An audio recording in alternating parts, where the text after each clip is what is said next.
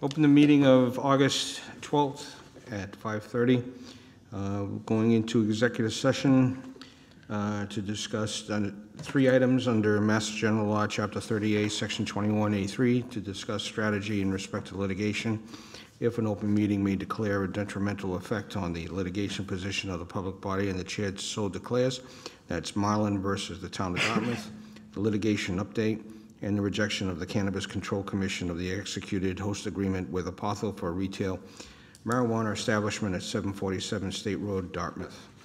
Also to go into conduct a collective bargaining session with the Labor's Union, with an open session to follow under Mass General Law, Chapter 38, Section 21A2, and under Mass General Law, Chapter 38, Section 21A2, to conduct contract negotiations with non-union personnel, the interim town administrator, and to approve the executive session minutes of July 22nd. Do I have a motion to go into? Motion made by Mr. Mickelson. Is there a second? Second. Second by Ms. Brooks. On the motion, roll call vote. Mr. Tattlebaum? Yes. Mr. Mickelson? Yep. Ms. Brooks? Yes. Mr. O'Neill? Yes. And the chair declares so. We'll return as close to 6:30 as possible. Thank you. The order of the Select Board meeting of August 12th. Sorry, 8/12. Please rise as we salute the flag. Please remain standing thereafter. I pledge allegiance to the flag Of the United States of America, and to the republic for which it stands, one nation, under God, indivisible, with liberty and justice for all. Please remain standing as we offer a moment of silence for our service personnel, both here and abroad, and both past and present. Okay, please have a seat. All right. If it seems like I'm going to rush through the agenda, just to let you know, we have a 3-page agenda here, so we're gonna do some yeoman's work tonight. Take your time. First item on the agenda, Chuck E. Cheese. We have an alcohol license transfer request. Anybody here for Chuck E.? Is the mouse here? Oh. Come on up.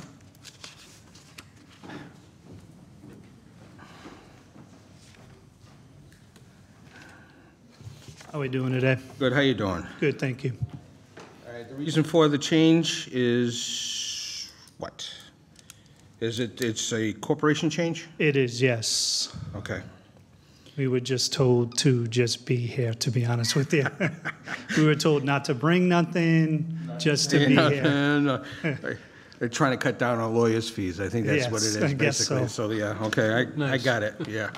Okay, so basically, this is a corporate change, and when there's a corporation change and it's an alcohol license, it has to be approved by the board. What's the board's pleasure? Motion to approve. All right, motion made by Mr. Mickelson, seconded by Mrs. Brooks. Mrs. Brooks. On the motion, no roll call vote since everybody is present. All those in favor say aye. Aye. Opposed, none, unanimous. Thank you, guys. Easy peasy. Enjoy your day. Just also to let you know that this meeting is being recorded and will be available on DCTV's on-demand service at any time. However, it is live right now with a slight delay, so watch your language. I got to do that too, so. Hot mic. Next item on the agenda, we have a hearing of Dartmouth Mobile alcohol license transfer. Dartmouth Mobile's here. And they spent for an attorney because you can tell by the way they dress. I want to see his fingers. I hate to do this to myself, but one of the principals is on his way coming here. He said he'd be about 5 minutes out. I can also answer all the questions for you guys if it's going to be as simple as the first one. Why the transfer? My client purchased the property and the business from the previous owner, and so it's a transfer of license to the new owner. So the old owner was John Oliveira? On Mills, yeah. John, yeah. Okay. And, John Oliveira. okay. And the new owner will be? George Reg. Okay. So he's a gas station owner. He's got a bunch, one in Wareham, one in Dighton. They both have package store licenses. He's had no incidents. Okay. The principal, is actually on a family vacation in Lebanon right now. He can't come back. So one of his business partners, who is a co-owner of this business, is on his way here from Boston. Okay. But All right. Board's pleasure? Motion to approve. Motion made by Mr. Mickelson, seconded by Brooks. Mrs. Brooks. On the motion, any questions? All those in favor say aye. Aye. Opposed, none unanimous. You can call them and tell them you can turn around and go home. Thank you very much, guys. Maybe the owner's caught on Slocum Road in the traffic. Oh, it's 3 o'clock, okay. Possible. It's 3 o'clock, okay. All right, next item on the agenda, we have 3 No, the big. hearings with Eversource. So I'm going to open up the hearing for Hicksville Road for 5 poles and 3 anchors. Hello, Eversource. Good evening. Oh, hi there. Jessica Elder, representing Eversource. Thank you for having me this evening. So we have actually 2 on Hicksville Road. Would you like me to kind of put them together or just do them? No, we have to do the separate hearing on each, Separate, because each okay. one was published that way. So the hearing for, the petition for 1492016-176 is for 5 poles and 3 anchors. Basically, all 3 of these petitions are for an extremely large project that Eversource is doing, their system reliability projects. We are reconducting approximately 1.7 miles of existing overhead, which is a single phase. We're switching to a new 3-phase conductor. Of course, this project is no expense to the town. This is really for reliability, just our time to improve the system. This project is to address aging infrastructure running along Hicksville Road and improve tie-in capability, which will improve restoration time during power outages. And this will also this is also going to affect about 1,300 customers in the area, in the Dartmouth area. So we definitely, the project is a long, ongoing project. We have, the time I was giving was 2026, that it will be complete. I don't know if it's going to go in sections or if they're going to continuously do it once everything's approved. All right, sounds good. All right, board members have any questions on this particular application? No.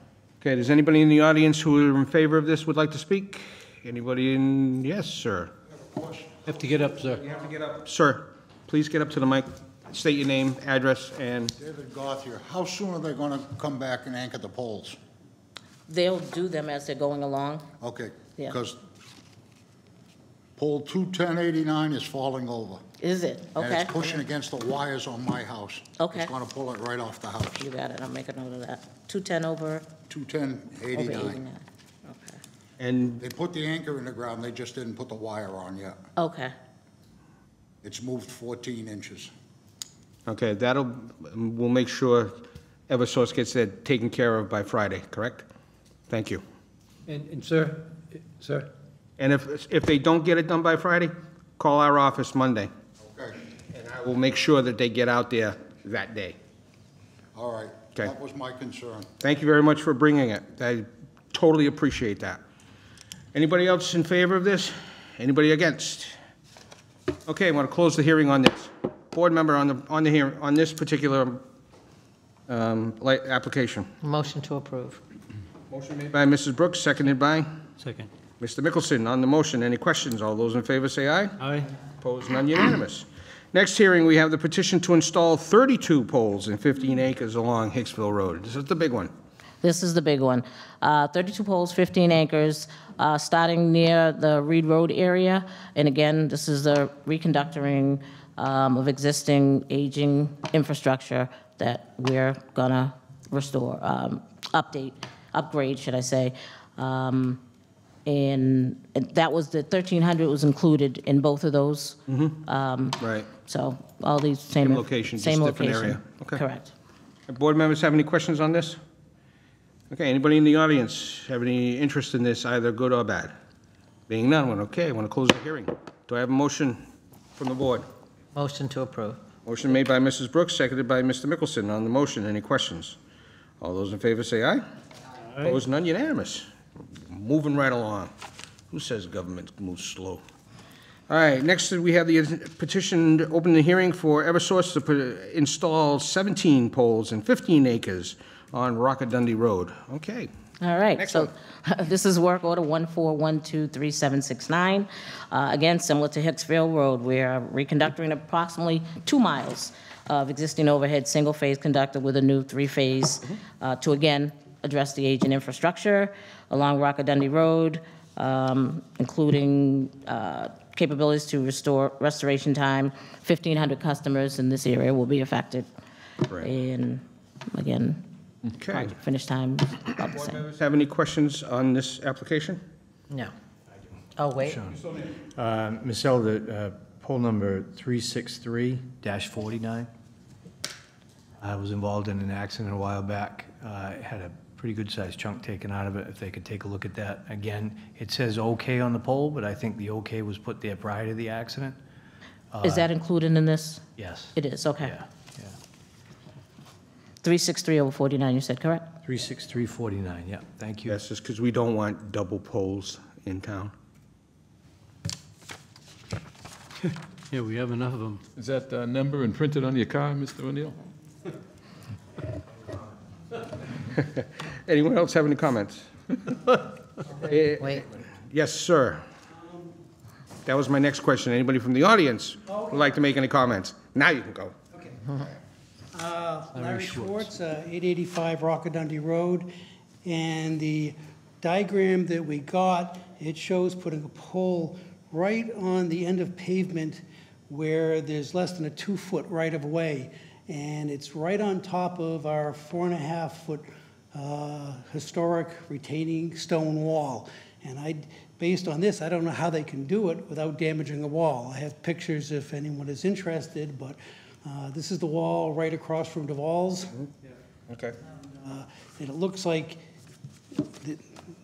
I measured it, it's less than a 2-foot right-of-way, and I don't see how they can do that without destroying the wall. I think making the suggestion that the engineers from Eversource who drove this contact Mr. Schwartz, have a meeting at the property to determine the best location for that, and also to make sure DPW is aware, because DPW is in control of also the, it's a historic road, and they're also, the DPW director has to be notified about any kind of work on a historic road, or scenic road, whatever they call it. And the planning board. The other question is, since it's part of the historic district, do they have to get involved? I know if you do any construction. Good question. They need to approve of that. That's a good question. We don't generally get involved with the historic district, but we will have one of our co-town administrators contact the Historic Commission, the Russell Mills Historic District, and ask them that question. Okay. I was just looking for the poll number. This is unusual. Generally, people don't speak up at these things. This is great. I love So it. can you make sure that you get his information, contact information, phone number, email, whatever? Yeah, after this, I can get your information. Anybody else want to make any Larry, comments on do you this? have a card? Larry, you have a card you give her? No? Sounds like you're retired. All right, so if we make approval, it's going to be pending any kind of meeting and with Schwartz? Schwartz? Mr. Schwartz, and also the contact with the DPW Planning Board and the Russell Mills Historic District. So just whoever makes that motion, make sure that's included in that. Do I have a motion? Well, you've intimidated me into saying all the right things. Let's see. Just say you make a motion to approve pending what the chair said. What he said, I make a motion. Second. All right, motion made by Mrs. Brooks, seconded by Mr. Mickelson. On the motion, any questions? All those in favor say aye. Aye. Opposed, none unanimous. Thank you. All right, all set. Great. Thank you so much. Thank you. Have a good A evening. lot of work to do. All right, that concludes our hearings, and now, let's see. We have signings, by the way, guys, so you might as well start signing that stuff. All right, first item on the agenda, we have the Police Department Sergeant Promotion, Darren Emond. Chief, welcome. Evening. I'm requesting to fill a sergeant's vacancy to enhance the supervision of the police department. This request for an additional sergeant results from the ever-increasing demands being placed on police officers and our need to provide necessary supervision. Officer Darren Iman is the highest-ranked officer on the current civil service promotional exam for police sergeant. He's been with the department since September 9th, 2013. He voluntarily took on additional duties, working as an assistant use of force instructor and field training officer. In addition, he's responsible for maintaining our first aid kits, AEDs, and fire extinguishers. In 2020, Officer Iman was awarded the Department Commendation Medal for effectively dealing with a highly volatile situation involving a suspect with a knife. He also has received 2 letters of commendation in 2022 and 2023 for outstanding job performance. I recommend that Officer Darren Iman be promoted to police sergeant. Can we shut that door out there or something? All right, let's hear from Officer Iman. You're not going to get off easy there, guy.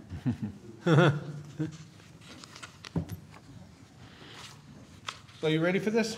Yes, sir. Totally? Yes, sir. Because once you're in a supervisory role with your fellow officers, it's a bigger responsibility. Absolutely. And I see your family's here, so I'm sure, let me ask this question. Are you guys ready for this? Absolutely. Okay. All right. Board, pleasure. Absolutely. Is that a motion? That's a motion, Motion to- absolutely. Made by Mrs. Motion Brooks, to approve, seconded by seconded by Mr. Mr. Mickelson. On the motion, any questions? All right, the only thing is, good luck. Be safe. Be safe, and Really keep, supervise wisely. Sir. and keep That's the up important the thing. good work. Supervise wisely. In a short and career fairly. to have 3 commendations, that's Yes, fabulous. and fairly. Congratulations. Congratulations. All right. All those in favor, say aye. Aye. Opposed? None? Unanimous. Sergeant Iman.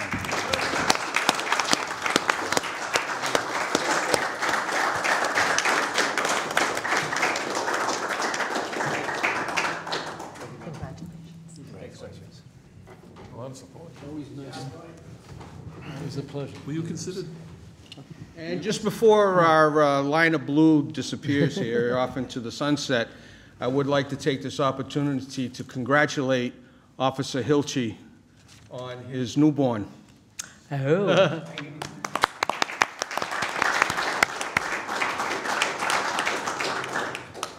Part of my stuff. Now I feel old. Okay.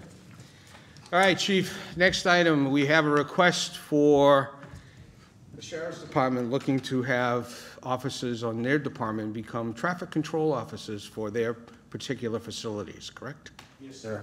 The sheriff had reached out to me about a month ago regarding a parking issues he's encountering on their facility, House of Correction on Florence Corner Road, people parking in handicap, fire lanes, and so forth, and requested the ability to issue parking tickets to the violators. He provided me with a list of 9 employees of the Sheriff's Department that he would like appointed as parking control officers in order to be able to issue those parking tickets.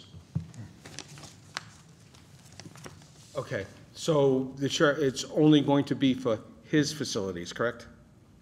And not throughout the town?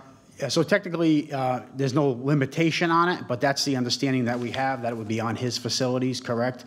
And obviously, if there's any issues that come up, I mean, that could be revoked by the board, and they could no longer be the parking control officers. Yeah, I can understand the request, however,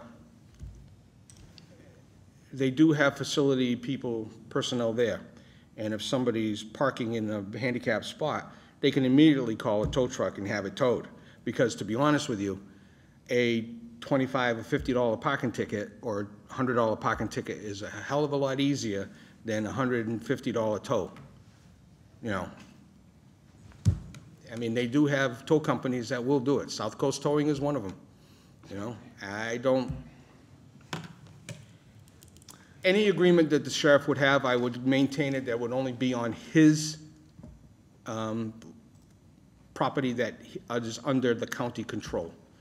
Sure, and I'll have that discussion with him. I don't think it'll be an issue. That's what he requested initially, is just on his property.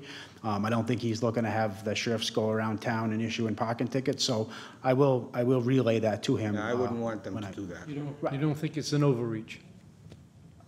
On their own property, I have No, no in their issue. facility, it's fine. Yeah. But that's it. Yeah. But I do remember a while back that there was a few incidents in New Bedford that the sheriff's marked cars were involved in some kind of issues. With this, I don't want to see that. no, I agree. With Sheriff Haro, he's been very focused on the care and custody of prisoners, and is not interested in having any kind of law enforcement function in town. He's just looking to take care of his own facility. Okay. Is there going to be any kind of a written agreement or a written letter to this? Because what I would like to make sure, because generally if somebody is going to dispute the ticket, it's going to come to our parking control officer, and the parking control officer has to have information. So they would have to, that's you, okay. So he would have to have information of the incident along with any kind of pictures or anything like that. So I want to make sure that if they do get a ticket, that there is some backup information for the parking control officer in case there is a dispute. Sure. And I had that conversation up front with the sheriff about that we have found pictures to be very valuable with the violations, and he didn't have any issues with that, and I'll stress that again in my conversation with him. Okay, board's pleasure. I have a question. One more thing. Oh, sorry. Go All right, ahead, Dave. Mr. Tattlebaum, then Mrs. Brooks. It seems, is 9 people authorized necessary for these handful of parking spaces? 9 authorized people? I think what we tried to do was provide a list to ensure someone would be on the facility when the violation. But generally, you give out a couple of tickets and the people get the word and they don't park there anymore. But if you think to have coverage 24/7, you think 9 people. But I certainly agree with Ms. McDonald that it has to be limited in writing to their location only. Mrs. Brooks? Did no one else find the humor in the fact that the folks that are working for the sheriff's department are parking in the wrong places, and they need 9 people to be authorized to write tickets? I'm almost willing to bet that it is not the employees, as they have a designated parking area, that it's the visitors who come to the prison to visit their family members who are incarcerated. I'm almost willing, dollars to donuts, that's exactly what's going I on. just found it interesting. Just saying. Towing a car is always much more, Expensive. it costs a lot more, let's put it that way. An inconvenience as well. At the risk of spending too much time on this issue, I'd like to vote. Yeah, well, I'm just waiting for Mrs. Brooks, so I'm waiting for a motion. Oh, I thought we had Yeah. one. You gonna make a motion So to mo- approve? So moved. Mr. Mickelson, and seconded by Mr. Tattlebaum. On the motion, any questions? Okay, all those in favor say aye. Aye. Opposed, none unanimous. Okay, Thank you. all right. Just as a quick question, if Sergeant Iman's family would like to leave and go celebrate, I won't be offended, trust me. Yes, sir. Thank you. Thank you. All right, next item on the agenda, we have the Broadband Committee resignation of Sarah Lamont. People are dropping from this committee left and right. I mean, come on. And it's an important committee. Yeah. Well, But I understand her reason why is because she's now, wasted time. she's now in an area of her employer which there could be a significant conflict. So- Right. So I need a motion to Motion to accept. accept the resignation of Sarah Lamont. Is there a second? Second. Motion made by Mrs. Brooks, seconded by Mr. Mickelson. All those in favor, say aye. Aye. Unanimous, please send her a letter thanking her, and please get this position posted ASAP. Let's see. Gas line. Wait, Eversource? Barber, Eversource, Slocum Road gas line replacement status update. As we have all known, we've got social media outcry as to why the heck are they doing it now? And what's going to happen, because Slocum Road was just recently done, so I'm sure you're going to tell us that Eversource is going to replace the road curb to curb and make it nice again before school. So Mr. Anthony Valou from Eversource can answer the Yes, question oh, I know Anthony. of why. Yes. Yep, so, Mr. Chairman, board members, so we had a significant amount of leaks on Slocum and Longwood. So we wanted to do this project next year, but because of the significant amount of leaks, we moved it up into this summer. So we did this. This project is from Slocum to Metropolitan, and now we're on Longwood. So we're off Slocum, I think, as of today. Good. We'll come back next summer to do the rest of Slocum up to State Road. So we're out of the, we were told, we met with Tim, the police, we had to be out of there before school started. After June 20th, June 21st, something like that. Well, Okay. this came up this was sort of like a last minute schedule change. Understandable. Yeah, but for next year, yeah, after school and before school starts. I'd much rather have you guys take care of the problems because of leaks Right. than having something explode. Gotcha, yep. And my understanding is because of the moratorium, the curb cuts on Slocum are going to be curb to curb. The replacement asphalt. Moratorium Road, yep. Thank you. Terrific. So for next year, and we can still work out the details with Tim, but we want to continue down Patton, Truman, Nimitz, Doolittle, Marshall, all those side streets off of Slocum to put a brand-new main in that whole neighborhood. That's good. Yeah, I mean, that's off Slocum, so that's, Yep. you know, passing by is not going to create, you Yeah. know, long lines on Brownell Avenue like it did the first couple days. Right. So, okay. Board members have any questions on this? Mr. I Tattelbaum? would just like to satisfy questions I've been asked. The safety officer is not here, but maybe, Tim, you can answer it. But was there any way we could do one way for 2 minutes and then the other way for 2 minutes rather than have the detours? That just wasn't possible? It may not be a purview, but it is. Yeah, so the issue with changing traffic to heading northbound is backups to Route 6 onto the state highway. Right. So that would create some problems. So that's why we chose one way south and then detour north. Good. Thank you, Tim. Yeah, you're welcome. And also, as far as the road reconstruction goes, so Eversource will maintain their trench until they finish the next phase next year. And once that trench settles, we'll reconstruct the entire length from Patton Street to Route 6. So. Thank you for the Anyone answer. else? Sure. Mr. O'Neill? So Slocum Road's going to be left that way for the year until we start to get into the side roads. That part of the project will be completed, and then we're going to come back and do what? Then they're going to come back and they're going to extend from Middlesex Ave to Route 6 or Longwood. Did you finish that Longwood or Middlesex? I think Shane started Longwood today. Okay. Yeah. So Longwood to Route 6, they'll start next year after school's out. Right. And then, Trench there, once too? that's all complete, we'll reconstruct all of Slocum Road in one phase. But the trench work will remain and they'll So maintain what it. does we mean? So the finish will be done all at once. So it'll be funded, it's funded through the Eversource work for the reconstruction of the road, and we will bid the project to our vendor and inspect it and supervise it. Most of the complaints that I've gotten on the gas lines anyway, and I understand the reason that you can't use the flow fill at this point, but hopefully there's some research being done about the types of materials that they can pack into those trenches. And I understand some of the issues behind it, but Allen Street, how long are we going to be dealing with that trench on Allen Street? You know, are we going to wait a year and then tie both projects together and refinish? Are we leaving it like that? No, Allen Street is planned to be milled this week. On the list, yeah. All right. Week, and then we'll pave sometime next week.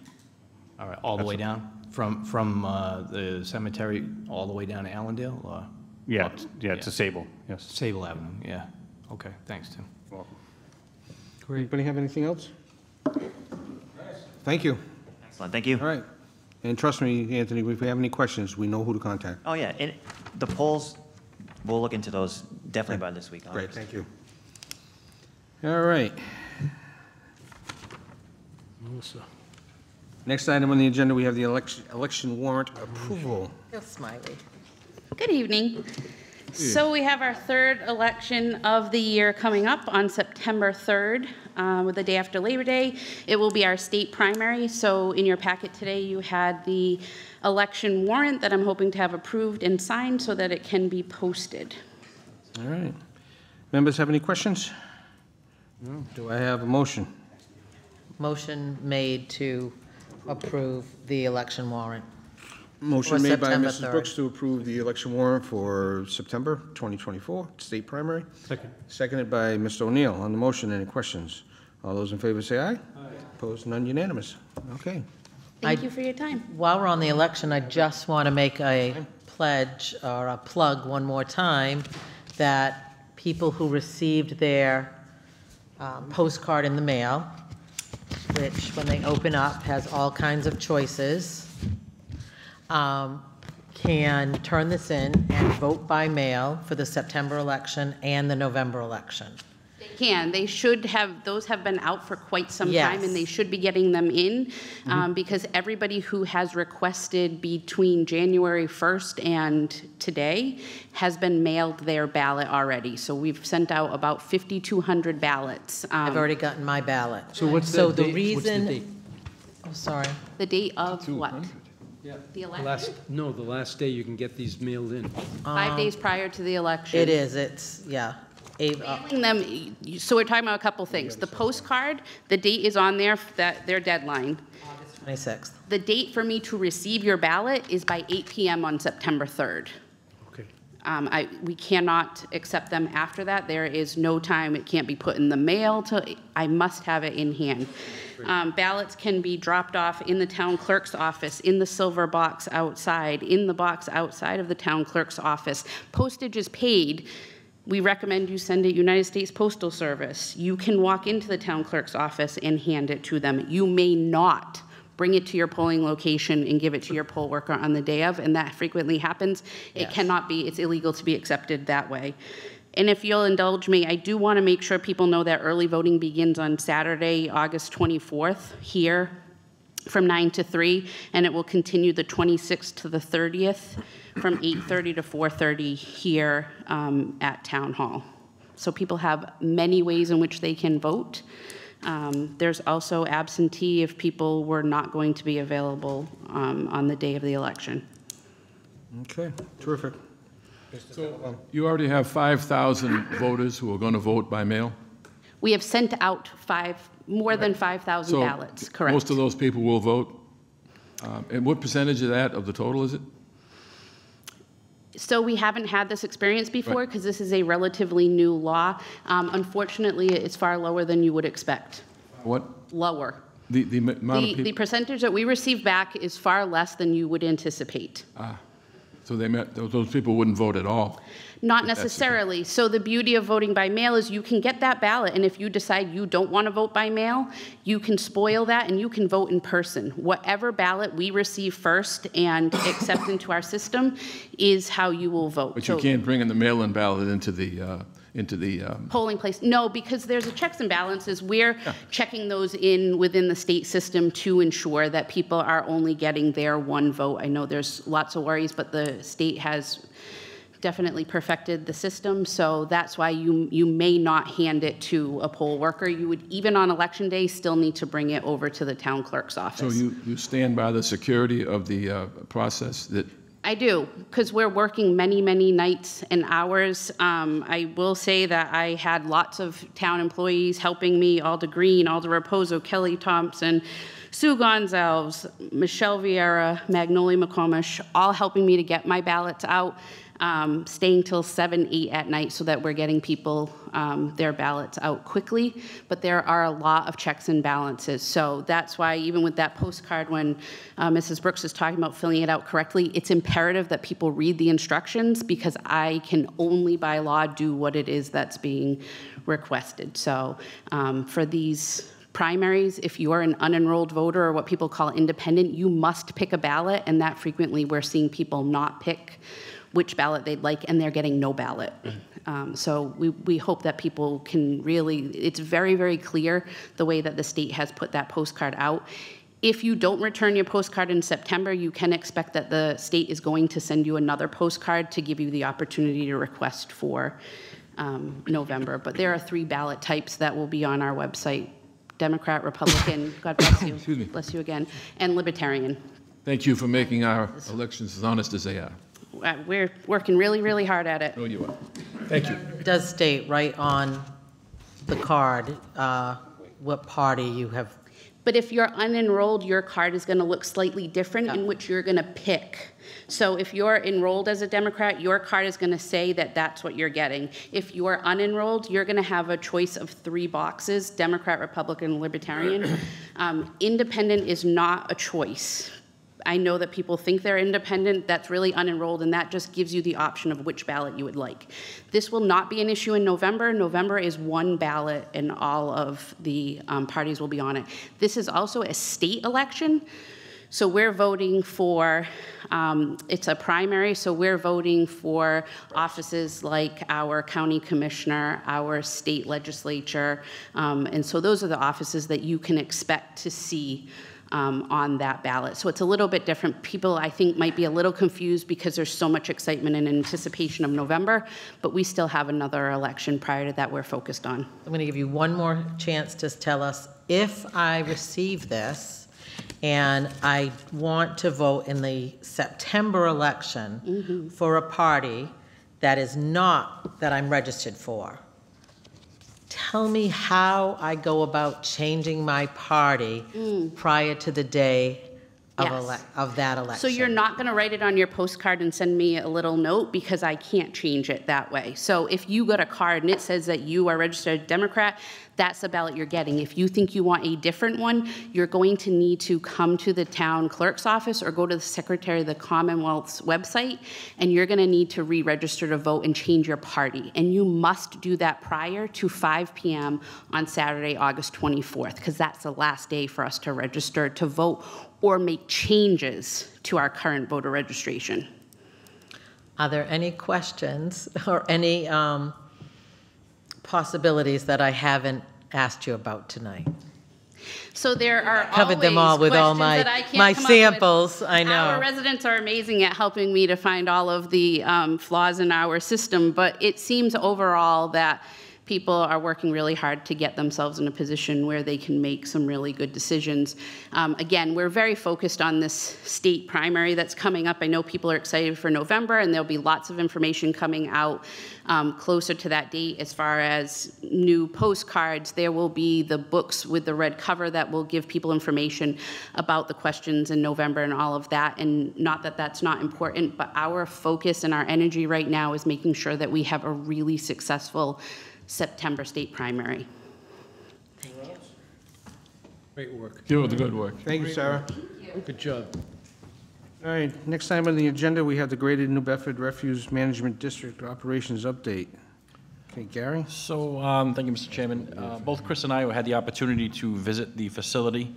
John and Anthony gave us a nice tour of the facility. They have quite an operation down there, and make as much use as they can of the space that they had.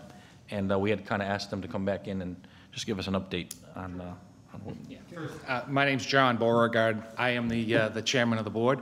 I wanted to introduce Chris LeBlanc. She is one of the Dartmouth representatives. Chris, her experience as an environmental engineer is unbelievable. She has such a wealth of knowledge, as the chairman is acknowledging. Our other member is Mike Gagne, who brings the town administration side in. And we've recently, about a year and a half ago now, had a change. Scott Alphonse has stepped back. He is now a part-time employee, kind of dealing on strategic projects. And we have Anthony Novelli is our new executive administrator. I know I'm going to embarrass him, but I say we literally found the needle in the haystack with Anthony. He has been phenomenal for us. And the one thing with the refuse district, if you look back over time, we've been very fortunate to have great administrators, not chairman, administrators. and I think Anthony is continuing in that, because he has just done how fast he's come along is just unbelievable. So I know the question that we always have is, how long and what are you going to do? So I'm going to turn it over to Anthony. We're going to try to answer those questions, and then anything else. And actually, I'm very glad that Chris and Gary did come out for a tour. We're actually, anytime anybody, I know it's a landfill. But it's actually pretty interesting, isn't it? So anytime anybody wants the tour, just let us know, and we'll be happy to do that. So, Anthony. Thank you, John. Good evening, everybody. Hello.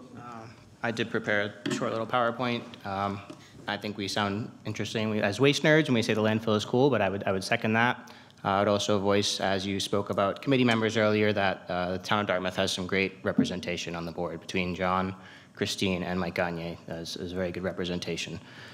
So just to where we're at, I took a look at since Crapo Hill Landfill opened in 1995, and I did just a quick comparison of what the town of Dartmouth has paid for waste disposal compared to basically what we charge other customers. And these are just some rough estimates, but it's probably over $11 million in that time. And just for this past year, we probably saved about $500,000 just from the amount of waste here of, we delivered about 5,700 tons. That was the annual assessment. There's multiple benefits of this assessment. You know up front before the fiscal year starts how much you're going to get charged for the whole year. It doesn't vary significantly based on the amount of waste delivered. It's based on a percentage of the total waste delivered by Dartmouth and by the town of New Bedford. So very reasonable waste disposal rates, and we're trying to keep this benefit going as long as possible. We stress that this landfill is an asset. I know no one wants to really think a deal about trash, but it's a very well-run, modern facility. So it's a fully lined landfill. There's liners under all the cells. There's leachate collection. We have a landfill gas to energy facility on site that's collecting all the methane gas that's created by the landfill and creating renewable energy that's being fed to the grid. It's roughly powering about 1,700 homes in the area just from gas that's produced from trash. So pretty cool system, if you ask me. We also have a lot of advanced technology on the site to try and maximize the gas that we're collecting, because for one, that's for revenue, but we're also doing our best to minimize methane emissions for obvious reasons. So there's a company called Loci Controls where they have automated products mounted to our gas well fields that can help sense the temperature, pressure, the composition of the gas, what percentage of methane, and we have this virtual dashboard that monitors the whole landfill and helps us really maximize our gas collection. It's pretty cool stuff. So in the currently constructed, permitted, and built landfill cells, we have about 5 years of airspace capacity remaining. This is based on the available cubic yards of volume in the landfill once it's full-sized, compared to the rate at which we're filling that landfill. So at the current rates, it's about 5 years. We're probably dipping a little bit under there. We have worked really hard to extend this. I think we were saying 5 years a year or two ago, and the reason for that is because we have significantly reduced the amount of waste coming from non-member entities out from the town of Dartmouth and the city of New Bedford. We deal with commercial haulers. We've really tried to hone in on what's the minimum waste that we can take in to fund our operation and fund our future projects without consuming excess airspace from Dartmouth and Bedford for future use. So that coupled with a really strong outreach in waste reduction, recycling education. We work frequently with the Department of Public Works on trying to maximize recycling programs, waste diversion, trying to promote composting. I will say that when Dartmouth implemented the pay-as-you-throw program, you had about a 40% reduction in municipal solid waste coming to the landfill. Very significant, very effective. So I think we're doing a good job on that front. The transfer station's a popular place, and I think it's a well-run operation there. So these are efforts to maximize the life of the landfill as it is now, and we are also working on designing a new landfill cell that we believe we can build and construct within the existing site assignment footprint. So this would not require any major permit modifications. We're not going outside the site assigned boundaries. We're not exceeding any permits that we currently have. It would be roughly 5 years of capacity once we do it. So we're looking at about 10 years in total once that's designed, built, and permitted for landfill capacity. Can you just, when Crapo Hill first came aboard, what was the initial lifespan date? The initial projection was for it to be a 20-year landfill, and that was in 1995. So that would have been 2015. And so we've extended it till now, and we were thinking we can get another 10 years out of it. So because of the pay-as-you-throw program and the reduction through recycling, the town of Dartmouth and the city of New Bedford have extended the landfill 8 years beyond its original life expectancy. Already with room for more, yeah. I'd say there's a lot of factors. I think doing a lot of waste diversion is a key part of it. We try not to take materials that have better uses, things that can be recycled, reused, composting. We're really stressing that those should not go to the landfill. This is a benefit that we're trying to extend, but it really should just be reserved for items that can't have a better option to be And you disposed also of. stated that Dartmouth had their reduction in trash of 40%. What was New Bedford's reduction? Do you know that offhand? New Bedford does not have a pay-as-you-throw program, so at that time there was They not. do have a recycling program. They do have a curbside recycling program, yes. But at the time Dartmouth adopted it, there was not a significant reduction from New Bedford. So see it as an effective So New model. Bedford needs to work on it a little bit harder. I agree, yeah. It's not an easy thing to do, as I'm sure you're all aware, but from the solid waste side is a way to achieve meaningful reduction in waste volumes. So are there any other questions there? Okay. So obviously a question comes up is what's next after the 10 years? Judging by a lot of trends in Massachusetts and by some strategic planning that we've done with consultants, there's not a lot of disposal facilities left in Massachusetts, and that's a pretty common trend. If you look at data published by the Department of Environmental Protection, Massachusetts is already exporting almost half of the waste generated in the state to other states, to landfills and waste-to-energy facilities across state lines. There's not a lot of places around here that want it. We are actively declining waste from other communities, and in a similar fashion, once this is closed, there's not a lot of places that can go with it. So that leads to the logistics of waste by rail. Railroad is the most cost-effective way to transport waste long distances, and it ends up in facilities in various parts of the country operated by large waste companies. So this is going to get very expensive, and this is another main reason we're trying to extend the life of the landfill is as you saw, right now, we don't charge you per ton, but it's about $25 a ton for waste, and there's a rail transfer station in New Bedford already charging $190 a ton for residents to jump off waste. So, 5,700 tons is not a massive amount of waste, but it's still going to add up pretty quickly when you take all those things into consideration. I think that's the gist of it. I'll open up to any questions. Or Board members have any questions? Mr. Tattelbaum? How much, this may be an unfair question, but how much can we hope to expect from some kind of research and technology that may change how we are able to process this waste going forward? Yeah, I actively look for technologies that are have a better system than landfills or waste energy facilities. From what I've found, there's nothing that's been proven to do it in a better manner, to be more in a sustainable way. I think there's a gap that technology needs to fill. And you're asking for there's not a specific technology that I've found that's exceeded it. Is there much around the world? Or not really.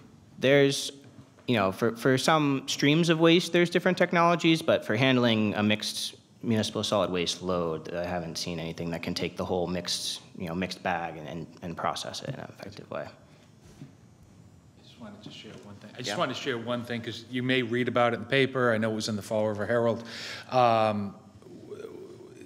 When E.L. Harvey took over for ABC, they canceled their contract with us. They're bringing their waste to other facilities. That was a pretty big hit for us. So what we did was we went out for auction and put it up that we would auction off X amount of tonnage. The city of Fall River bid on it and they won. Okay, so we will now actually, probably as of October? Probably, yeah, about September. Okay.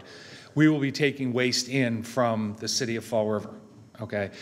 We are limiting it, and so there's very strict regulations on what we will take from them.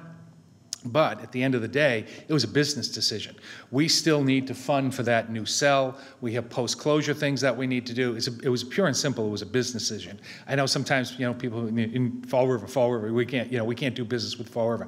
It was done. We, as Anthony mentioned, we've actually cut back about 40% of what's going into the landfill. So that is not in addition to it. We're still cut back 40%, but this is actually just to replace the revenue that we lost from E.L. Harvey. And if, as Anthony said, we're paying $25 a ton to get rid of our waste.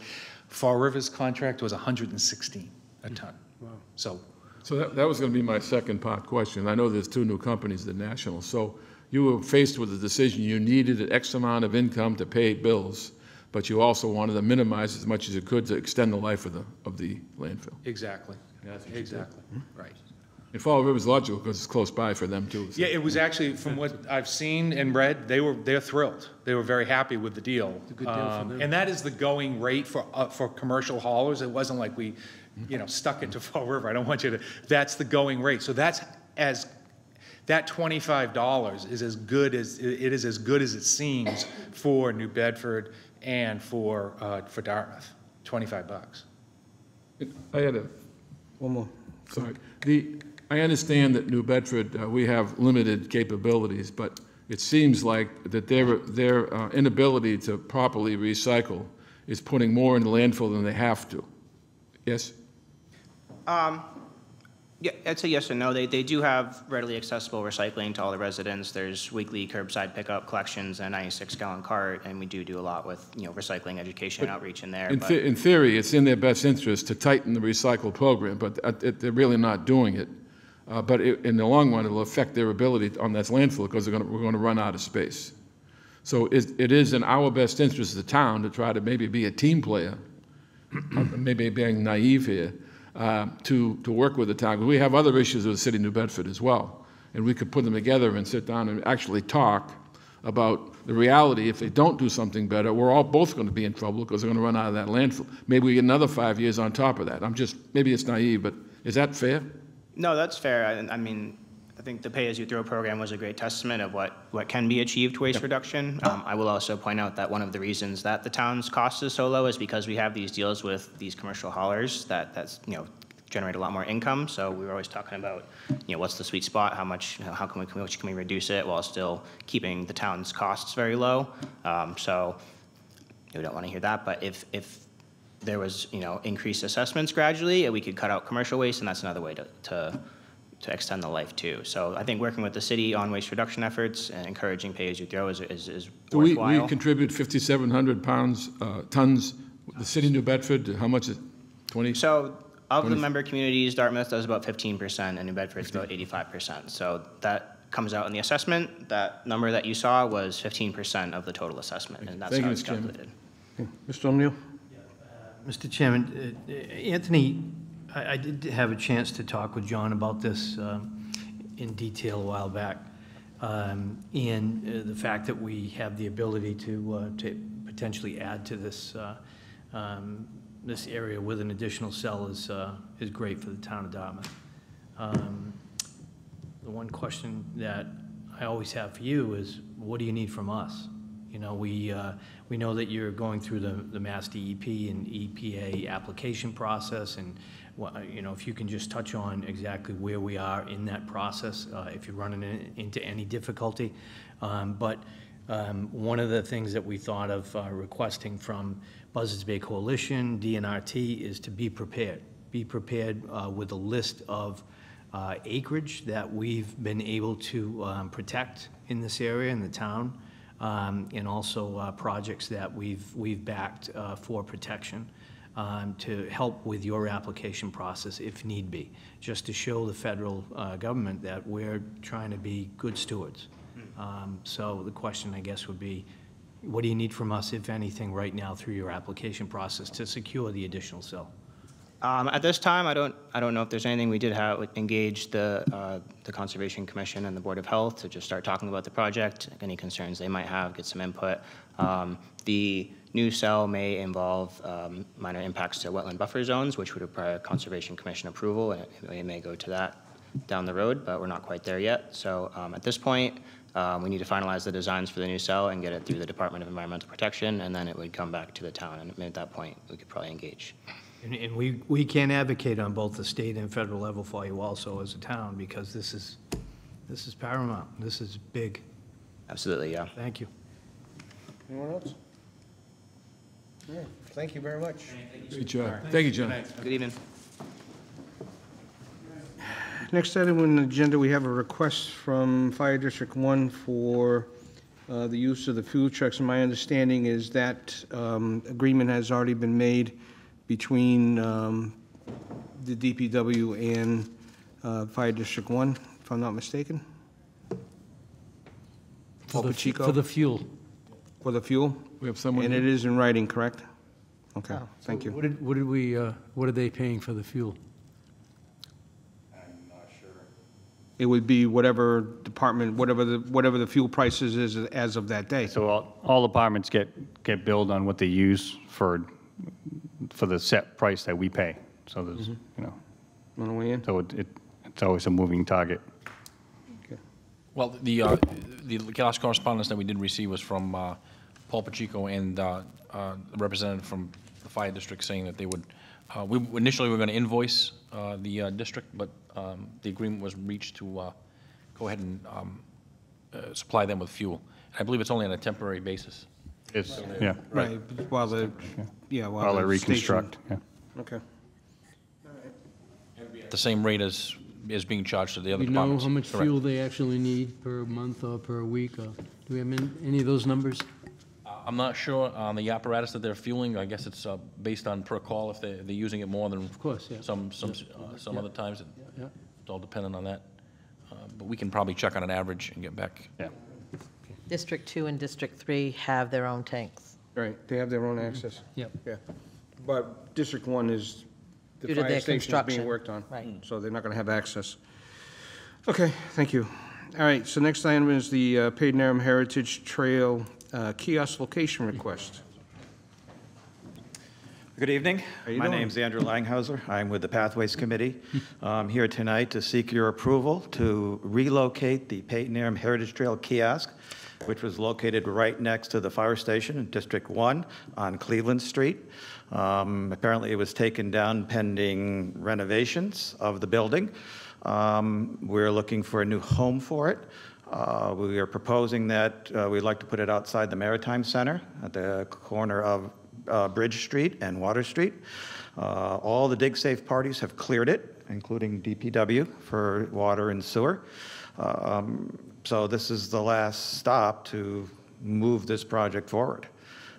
I think it's a more appropriate place. Totally. I couldn't agree with you more. Okay, do I have a motion from the board to approve the relocation? So moved. Motion made by Mr. Mickelson. Is there a second? Second. Seconded by Mrs. Brooks on the motion. Any questions? All those in favor say aye. Aye. Opposed, none unanimous. Easy, Got it. thank you. All right, thank you. All right, next item on the agenda, we have the Collins Center contract for the town administrator search. Mr. Chairman, we have Melanie Perry tonight from the Our most capable, discuss the person in handling this stuff. search and where it's going. Hi, Melanie. So at a previous meeting, the board had chose to hire the Collins Center to help with the town administrator recruitment. And before you is their proposed contract. It has been reviewed by town council, and we made some adjustments based on his comments, which a lot of it was added at the end under communication. So if you guys would need to approve, we can get it started.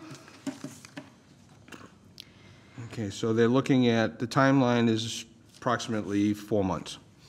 So month 1 would be the development and approval of the profile, placement of the advertisement, begin recruitment, networking, and outreach, which could be done in less than a month.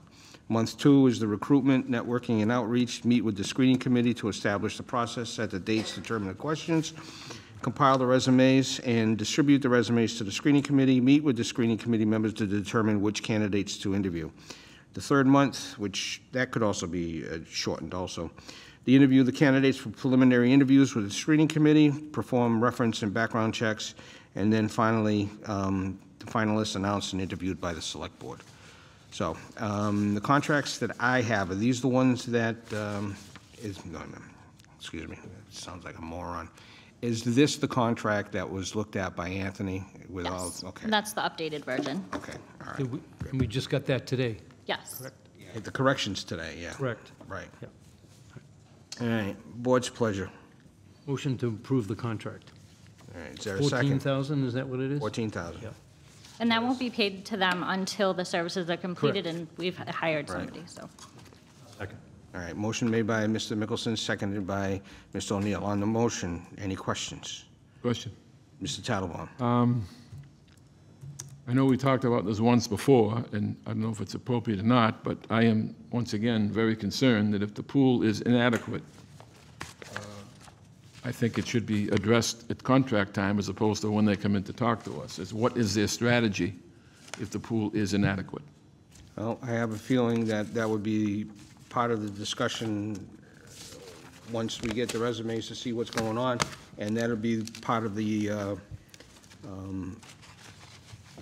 My point of view is I'd like to know what their strategy is before it comes up, as opposed to if and when it comes up. One of their first things that they're going to do is they're going to schedule individual interviews with the board members, so you can ask any questions to Great. them then. And when will that happen? They want to schedule them within the next couple of weeks. Good. They know that this is a fast-track thing for the All right. board, and they want to get to it as soon as possible. You've spoken to them, obviously. Yes. Are you satisfied that will be the process that would satisfy?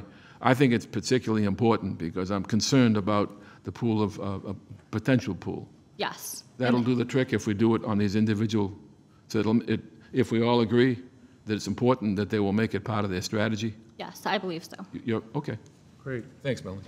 they've done this before, so I I'm sure understand, they've but also run into a problem where, the initial round, the first round of candidates wasn't that. I agree, and they I'm were looking hopeful that's not the case, but I think that before we start going, so we're going to talk to them before they start, each individual for them. Yes, and I did have a conversation with them today relating to if the candidate were to quit within a year, they would do the whole search all over again without charging us a fee. That's even better. All right. Anybody else on the motion? All those in favor say aye. Aye. Aye. Opposed? None. Unanimous. Hey, All right. hope to see them in 2 weeks. We'll see them quicker than that. All right, I Will that sign be this. in person? Yes. They had requested emails for everybody, right? to set Yep, up as soon as the individual contract is approved, as early as tomorrow, I'll send them everybody's information, and they'll reach out and Great. schedule something with you Great. guys. Thank you. All right, next item on the agenda is the screening committee makeup. Now, the Collins Center has suggested that no select person be on the committee, which I wholeheartedly agree. So this will be coming from community. The screening committee will be made up of the community. They also suggest that no town employees or department heads also be on it because potential conflicts, which I totally agree. So I would like to start advertising for the screening committee made up of 5 members or community members. They have to be community members? They have to be live in residents? Dartmouth. They, no ifs, ands, or buts about it, they gotta live in Dartmouth. And, I was even thinking about they would have to be registered voters, but I would rather just remove that because they live in town, they pay in town, taxpayers. I think that should be more than enough. And then we can take a look at the pool of candidates and then select the people that we want on the screening committee. I think that it's important when we send this out that we be as specific as possible. The time it's going to take, the perspective it's going to need, as much as we can put in upfront, because this is a major commitment. We can put the timeline in, and we can let them know it's going to take up to 4 months. And also, Time. if they, as Colin says, that the people they don't want, I think it's worth mentioning to these members is that you're going to be representing the community, and there will be no select board. They have to understand, in my mind, how important this is and what their job is.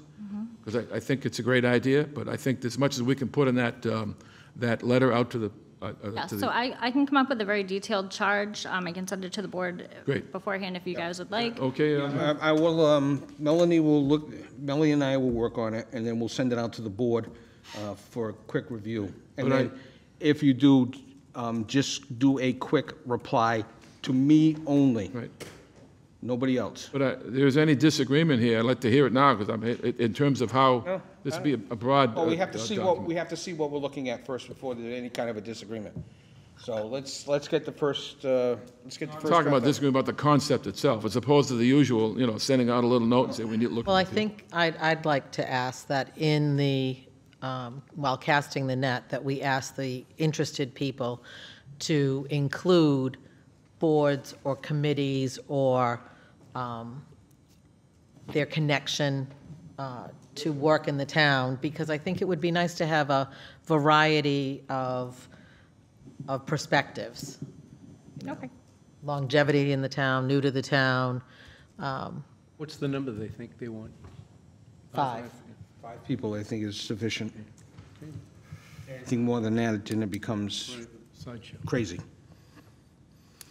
Thank you, Mr. Chairman. Okay? All right, so we'll send up the first one, send it to me, we'll take a look at it, and then we'll go from there. Perfect. Okay. Thank you. Thank you, Melanie. All right. Next item on the agenda, we have the, let's see, let me get to it. Oh, man, this is all. Yep, we have the Laborers International Union Side Agreement Letter. Gary, you want to present it? So, as the board had suggested that Chris and I look at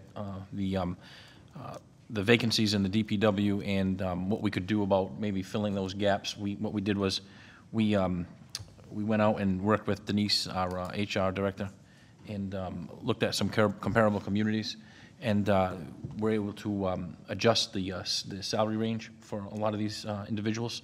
We presented that to the DPW director. He then presented it to the union, and the union agreed that both with the board would sign an agreement to move these individuals up, mostly laborers in the union.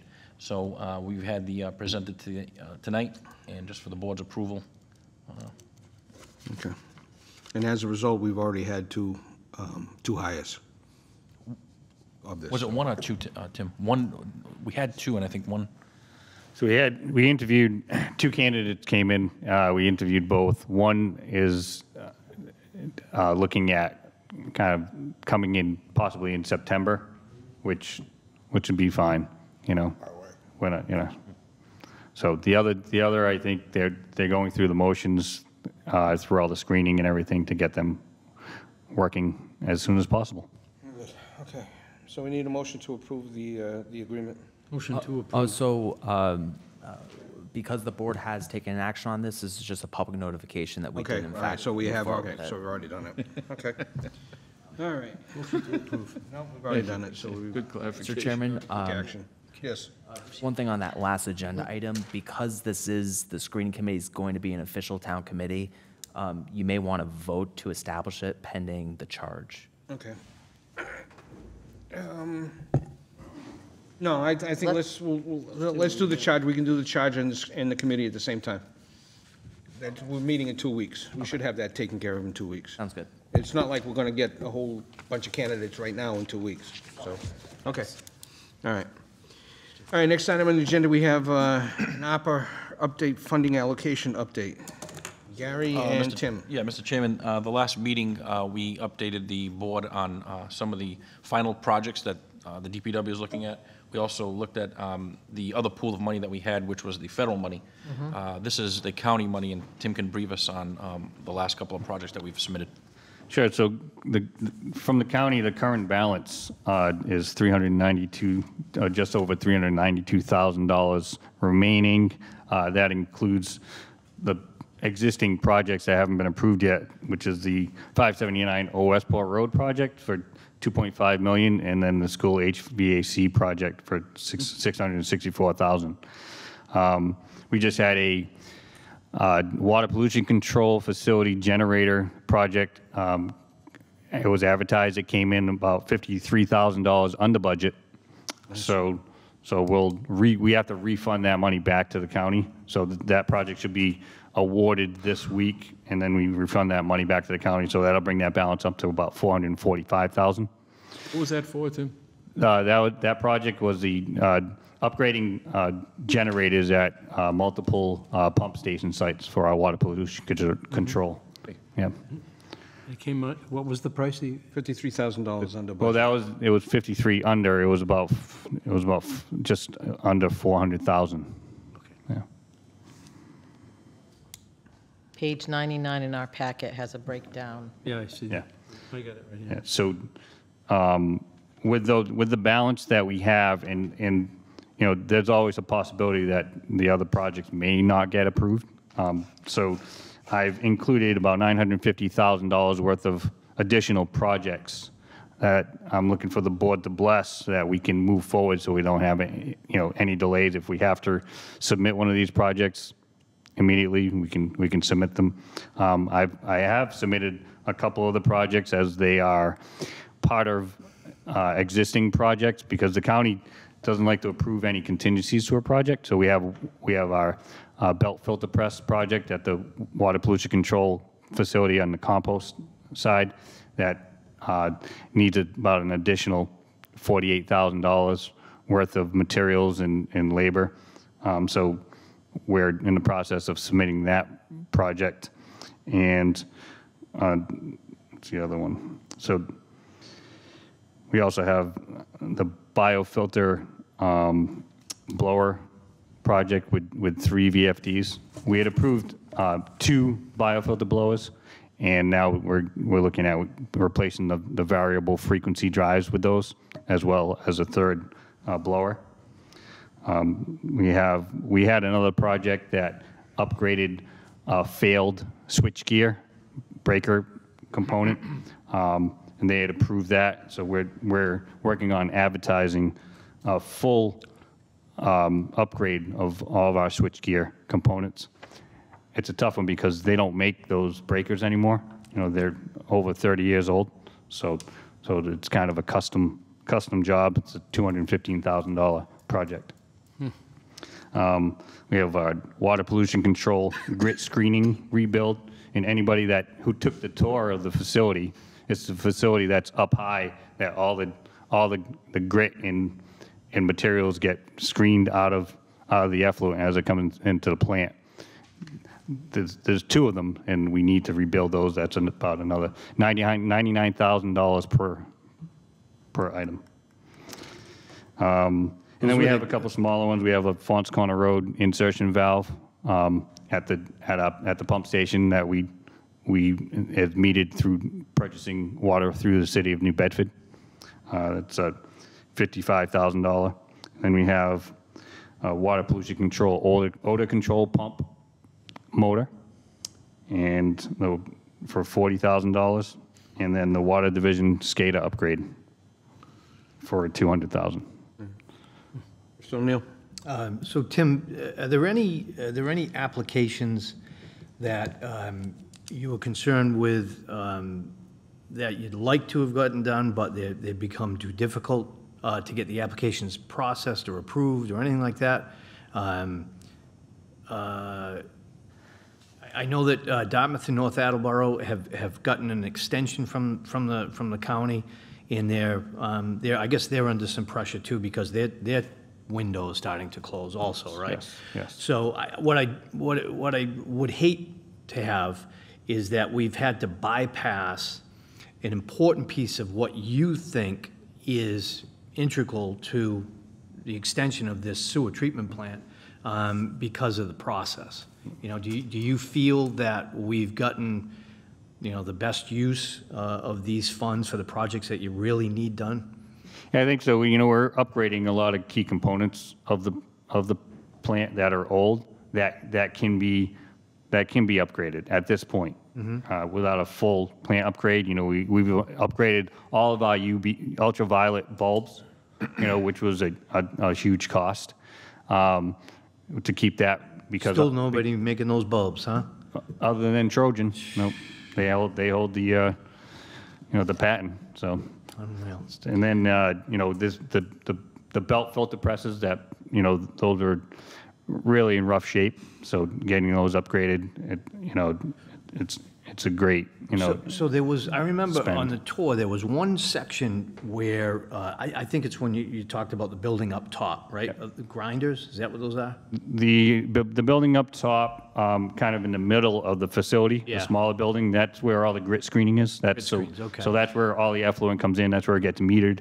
And then And Mike was explaining that some of the design of that, the initial and the original design of that was kind of backwards a little bit. Are we addressing that issue for you guys? So when we work on the upgrade of the facility, we'll look at addressing that. Currently, we can't really move that part of the facility, but it was all based on location and function of everything else rather than function of the plant back then, I think. Okay, thank you. You're welcome. Mr. Tim, Tattelbaum? my understanding, Tim, through our long-range planning is that a lot of these improvements were designed to extend the existing system while we're evaluating what we're going to do going down the road. Correct. So not only have you done that, but you identified it, but we also got some of it paid for by the ARPA funds. 100%, So yes. it's a great scenario. Yes, absolutely. And the idea is to keep us going, keep the capacity where it is while we're going to end up building something different. Yeah. Thank you. Absolutely. Anyone else? I have one question. Mrs. Brooks. The efficiency study that's happening at the DPW, when will that be completed?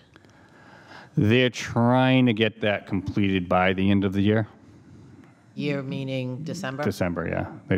We're trying to get that done by the late fall somewhere, but we're looking probably by the end of the year. Okay. Thank you, Tim. You're welcome. Nice job, Tim. Thank you. All right, next item on the agenda, we have the former police station discussion. Gary, Chris? This was a recommendation from a board member to put this on the agenda for discussion. Okay. All right, because I'm seeing in our packet a bunch of information on housing converts.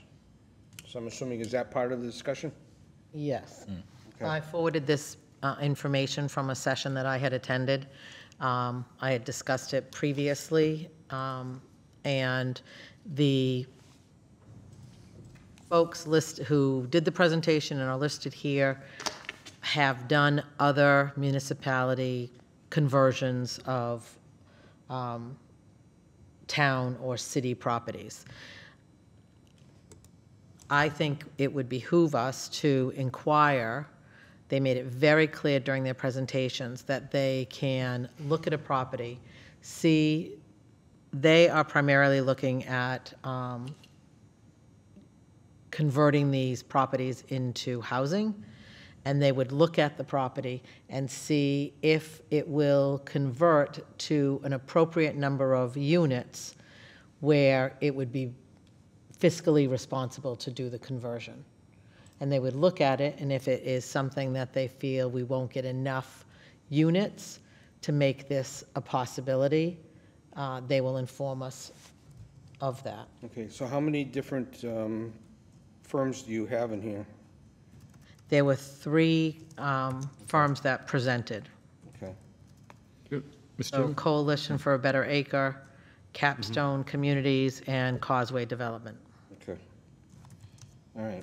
So the question would be is how do we go about getting something from them, and how does it fit under 30B? I'd like to interject something first beforehand, if I may. Okay. Mr. Tannenwald? My concern, firstly, and this, I think your approach is excellent, Heidi, and I think we should definitely consider it. But my concern now is that we need to deal with the EPA, their schedule. Will it encumber us in terms of what it may or may not take in terms of time and issue? And I don't know how we should approach that first, but I think that we need to address that in some form to give us some kind of time frame as to where we stand. And they may be able to give us something concrete, or maybe they can give us an estimate. But I think it's important to know where we stand on the entire property regarding that before we can then move on. Or maybe we can do it simultaneously. I don't know the answer, but I think that that's important. I think we did have an agreement with them to extend their use, and I think it runs, was it a year? Yeah. From the renewal? Do you remember? And they had an option to. I don't There have was the an dates option in to front of me, but extend. I do know they have another cluster of properties that they Right. did want to Right. target, so that will inevitably. Right. And they left an extend that timeframe. open door to the, They to may when get they. even more. Right? But as far as trying to find a use for the building, that can run simultaneously Maybe so. with the EPA. I'm not saying no, but I think we So, I need mean, to- but if it gets to the point where the use of the building is going to not being compatible with what the EPA is using in the parking lot, then that's a decision that we can make down the line. But right now, we can try and determine to find the best use of the building, and we can we should be able to contact these 3 companies through a process and just asking them to give us some type of a proposal. I think once they look at the square footage and the location, and then they can figure out, bottom line is, we need to know would it be fiscally responsible for us to move in that direction or not? I think these companies would look at it and say, yes, because now we're going, if the conversion were to happen, you'd get these units back into, into the, And I think they can tax be made rolls, aware. And it's going to take time. Yeah, and I think they can be made aware of what's going on with the EPA too, so at the same time. Mr. Mickelson? Yeah, so they also need to know that the building had issues with Legionnaire's disease. That would be. And I wonder, with all these samples of all these beautiful redevelopment apartments and schools and things of that sort, how many of these buildings, or if any of these buildings, had to deal with Legionnaire's disease? Well, I'm not sure about that, but I know, I'm almost positive some of these buildings were in pretty bad shape before they looked at them. They did mention that. So, yeah. Yeah, they I had some. understand they were in bad shape, but They the had some fact of the matter pictures, they is, dealt with lead we need paint. to know, our building, in my opinion, is a sick building still. So Well, that's it all my- depends upon, I mean, if it's just Legionnaire's, then it's in the plumbing, and all the plumbing would be torn out anyway. So, that can be. we shall see. That can be, right. I mean, if it can be fixed, repaired, to make it healthy again, then I think we have the responsibility to take a look at what we can do, and if we can provide some kind of affordable housing for those in need, Yeah. then let's do it. We shall see. So let's take a look at it. So let's contact, contact all three of them. If they're interested, they'll submit something, they'll let us know. But let them know about previous problems with the building and what's going on with the EPA as part of that, so that they're made fully aware and they know what's going Well, on. I know that it may be prodding a bear in terms of communicating with the EPA, but I think it would be useful in some form to get some kind of a stance as to where we are with it. Let's take a look at what we have for the agreement first before we do any contacting with them. What agreement? With the EPA. With the EPA, we have a current agreement with them. Right, Right, so exactly. let's take a look at it first, so, before we decide. And then we you know, can, when we do yeah. that, we can meet again in another meeting. Right. Great. Thank you. This should be ongoing. Right. But one of these plants had some serious issues with it. Serious. It wasn't Legionnaire's disease. All right. That's all I care. All right, let's just backtrack real quick to the ARPA funding. What we need is, we need a vote from the board to approve the funding list as submitted by Mr. Barber going forward. So moved. Is there a second? Second. Motion made by Mr. Mickelson, seconded by Mr. O'Neill on the motion. Any questions? All those in favor say aye. Aye. Opposed, none unanimous. You got it. All right, get that money. All right, next item on the agenda, we have the select board access to the online permitting system discussion. So, Mr. O'Neill, I believe you were the one who requested this. Yes, let me see, so, Ask him to speak. the portal, my first experience with the portal was through the planning board and through an application that I personally had submitted online. I guess there are different ways to see the information that is contained on the portal for the applications, permits, and things that are posted on there. It allows each town department that is relative to the application to make comments and to either approve, disapprove, and put notes on the system. Some of the issues that I have now, I'm receiving more and more constituent service requests from Mark Montigny's office, and it's becoming difficult to maintain some of the easier things without interrupting department heads. I think that as the select board members, if we had access to the information on the town side of those applications, then that would be very helpful in turning the constituent service requests around more quickly and more efficiently. The ability to answer just even the most basic of questions. I understand there's some residents about,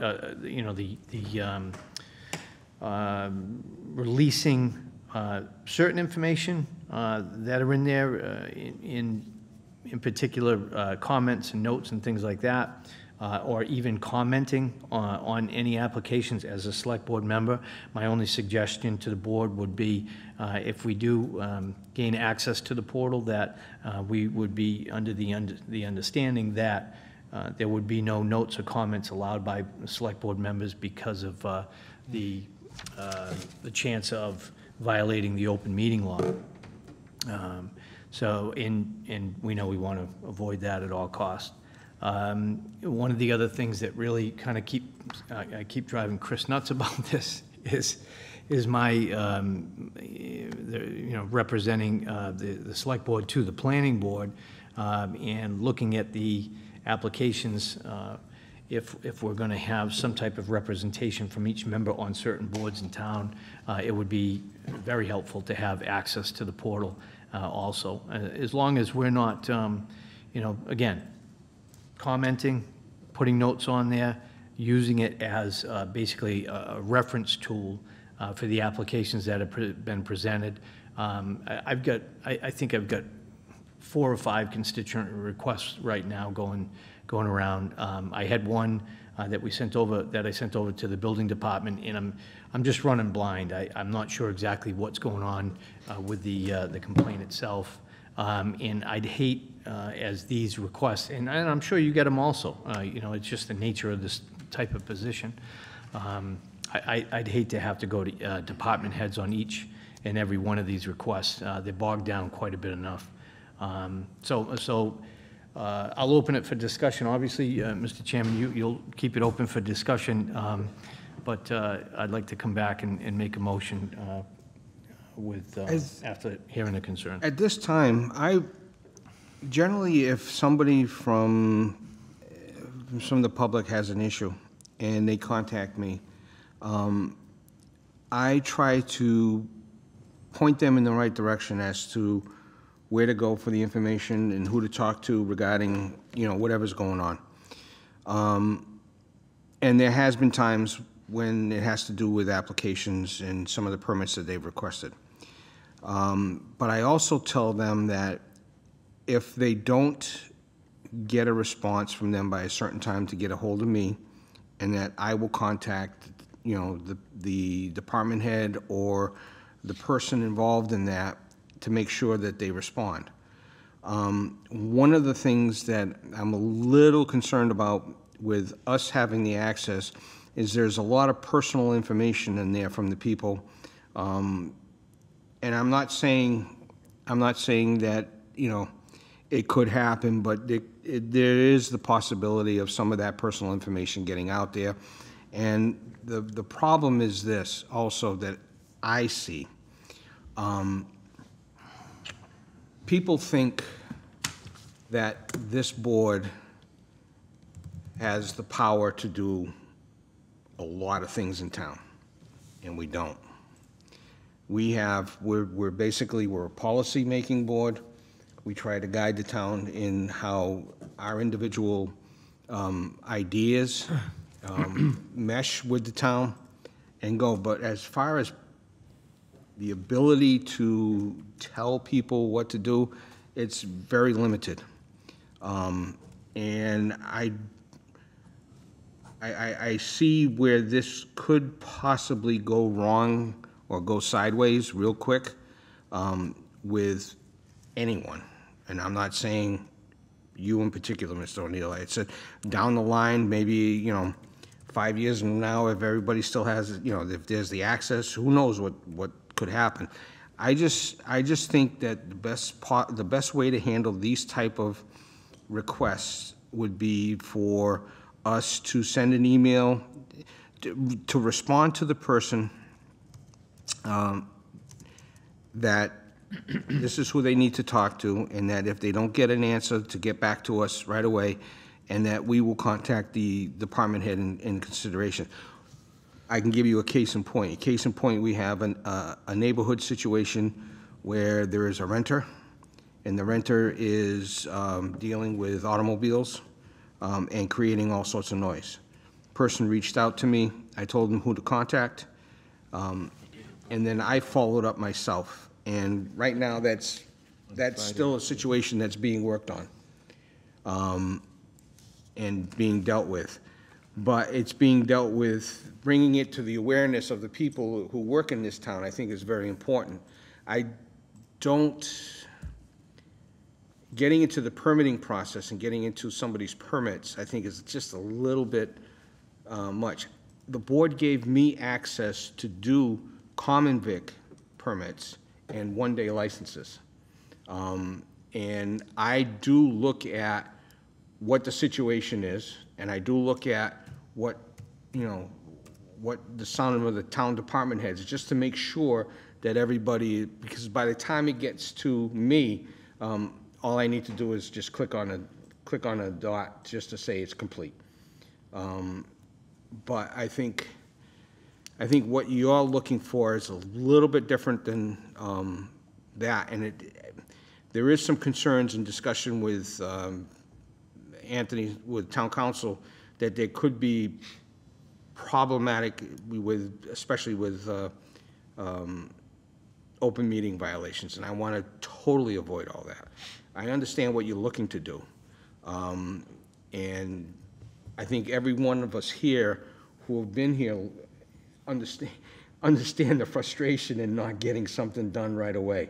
And I mean, the situation that I referred to, you know, is right now is 3 years in the making, you know.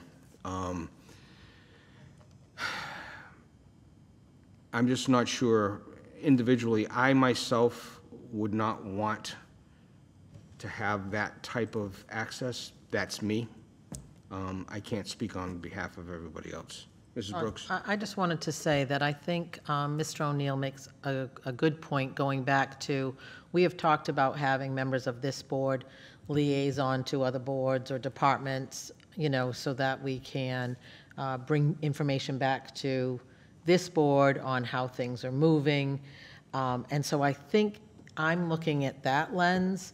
If we do as we say and liaison ourselves to a board or a department, then we, in that capacity, should have access to what would be beneficial to assist in that role. And so in this case, I would say that if we go forth and Mr. O'Neill would be fulfilling that capacity, I could see that this would be important in that capacity for him. And at the same time, I would say that as a general rule, it may not be for all of us to have access. I don't see myself as not fulfilling that role of needing that level of access. I think that I would be able to say to someone who contacted me, you know, who to contact at a board or department level, but I also think it's helpful to say, if your situation is not resolved or you continue to have questions, the liaison to that department on our board is X, and feel free to contact that person. So I think it's another level of assistance. But I understand your concern for voyeurism. Right. And I agree with that, and to be perfectly honest, I would have no, not fulfilling that role. I feel I have no reason to be, to have access to that. Because at this time, the permitting system does not allow for selective viewing.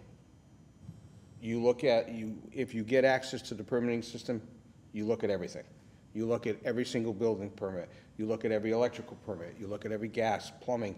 You look at every application before the board. You can look at every license. You can look at everything that goes on in that permitting system. There's no selective. So maybe at some point in time, you know, when the software is able to do that. Oh, actually there is, because I have access personally because of an application that I processed. So I can see certain things on my particular application, but the planning board on their side actually has copies of the plans on their side for the other applications that I wouldn't be privy to.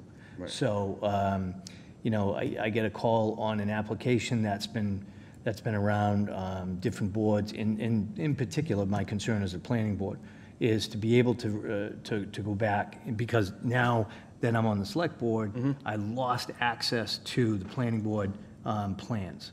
So if you have access to the online portal from the town side, from the employee side, you can review and take a look at the plans and try and figure out what the issue is and where the bottlenecks are, so you can contact the right person. Right, I can, yeah, I can understand it, but one of the things I also want to be careful of is, and I don't want to have this sounding the wrong way, but I know the way it's going to come out, it's going to come out bad, but I don't want any member of this board being used by a member of the public to serve their own by going into the permitting process and getting information. I don't want that to happen. Because what'll end up happening is that person who requested the information is not going to get the wrath of the board. It's the person who actually divulged that information. And I don't want to see that happening to anybody. Yeah, if it's used properly, listen, we're the highest elected officials in the town. Right. You have to understand that this information, that you're privy to information that others may not be privy to. If you're using it in a way to help guide policy in the town, you can't see the process unless you see the process. You don't know what the process is until you see the process. So you can't guide policy if you don't know exactly where the bottlenecks are and how things are falling down in certain areas. If you wanted to consider a test period, but honestly, a liaison of the planning board would be, I wouldn't do it. I wouldn't do it if I didn't have access to this, because I would absolutely drive them crazy. But I'll be honest with you, that's what they're there for. Yeah, but you know what? And this is why we got such a bad rap over the last couple of years on customer service. I mean, what are we doing? You know, we're trying to make the process better, not worse, and we're not trying to use the information for some nefarious reason. I mean, at least I wouldn't be. I mean, it's if you're setting up liaisons and you want to make sure the information is correct that you're even making policy on, then I just think it's all public information, right? It can be FOIA'd, am I right? It can be redacted, yes. Yeah, all right. So, so it's public information. We are the highest elected board. It would help, I think, and if it doesn't help, then wouldn't use it.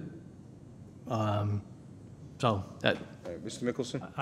I think it's a little overreach. I think we carte blanche to look at all this information could be not in your particular case, but by someone down the line could be used in not a professional way. And I think the way it's working right now, I don't think we should. If it works, we should leave it alone for now. I just think we'll get some pushback from residents. Yeah. That will think that, you know, we're overreaching our position. I know we're the highest position in town, however, as the chairman mentioned, not that high. We don't have that many, that luxury. So I particularly don't think it's a good idea. Mr. Jim? Mr. Talbot?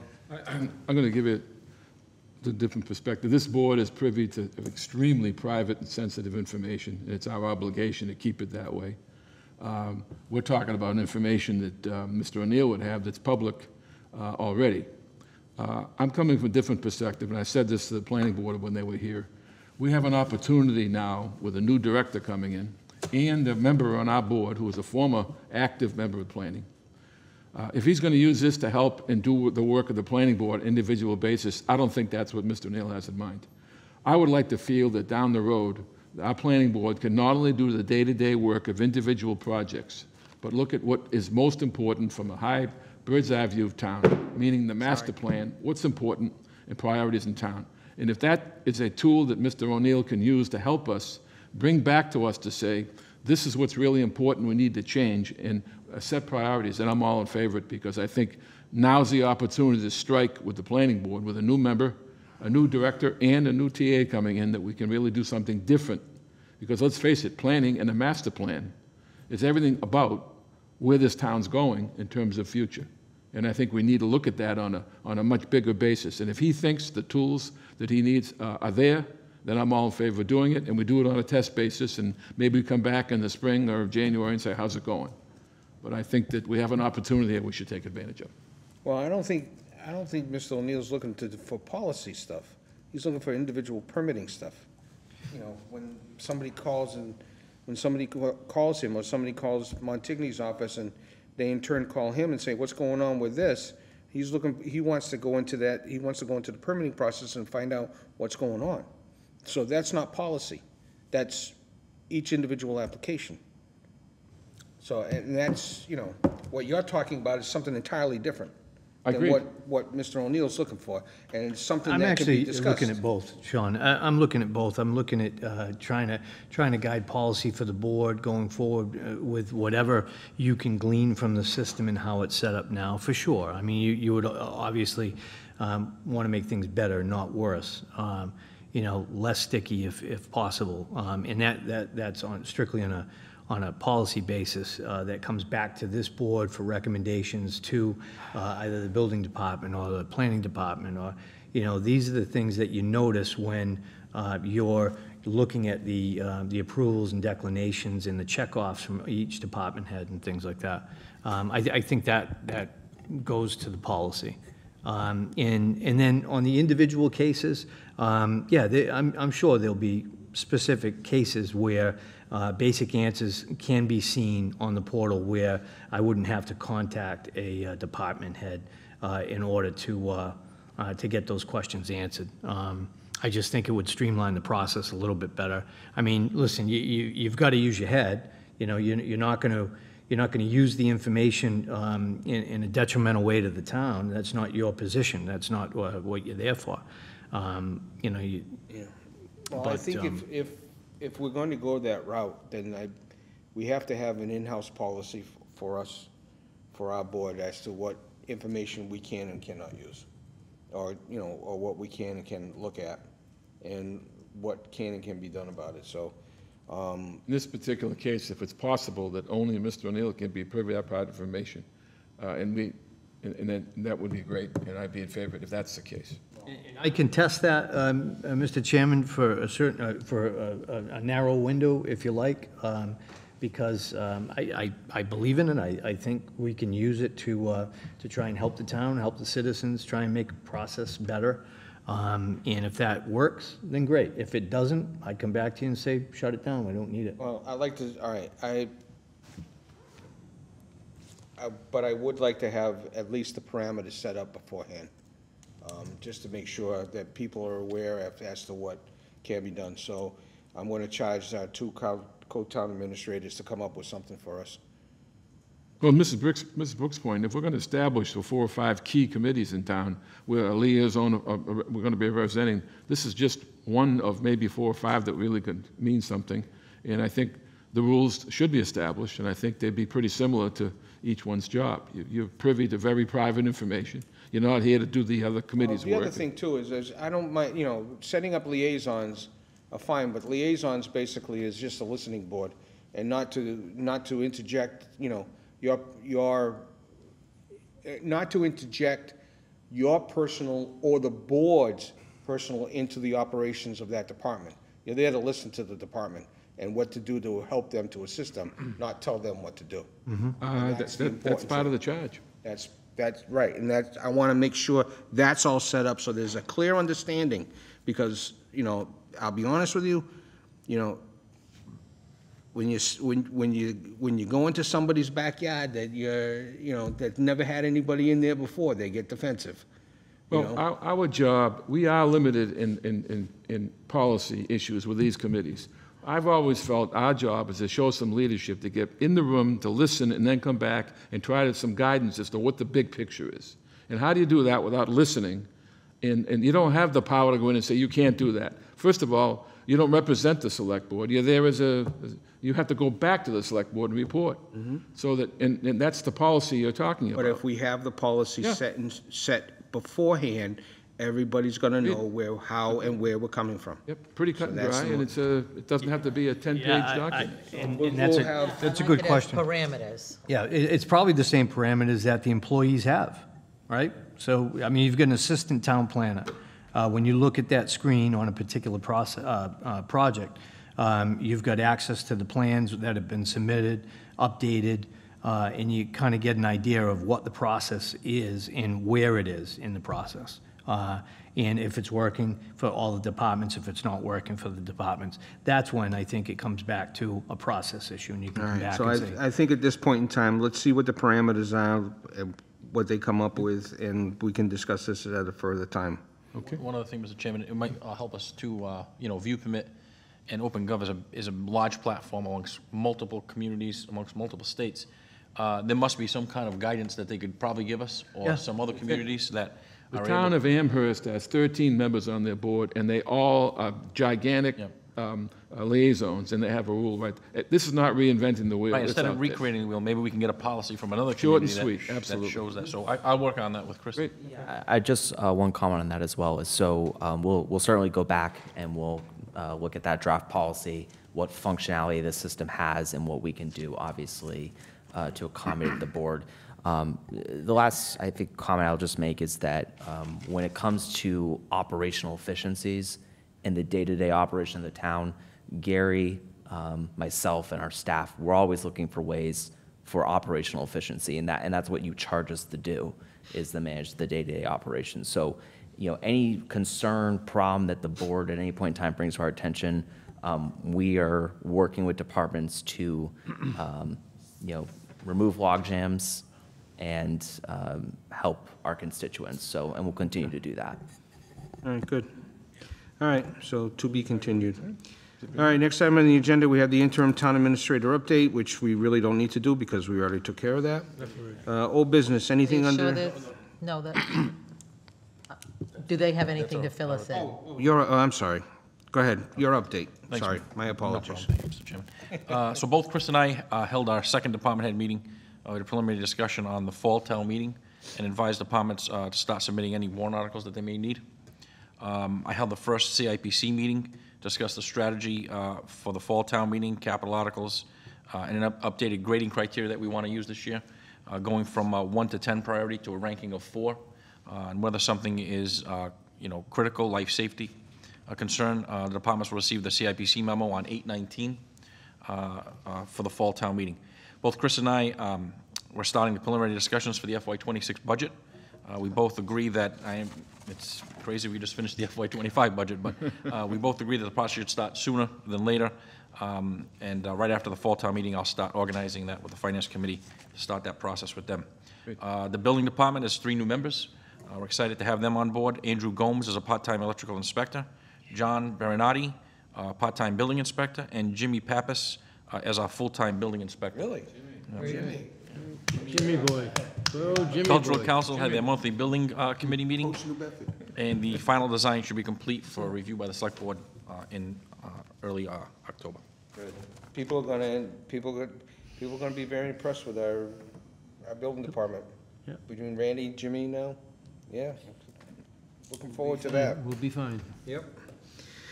All right, thank you. Chris, you have anything to add, or Gary took care of it? He took care of it. All right.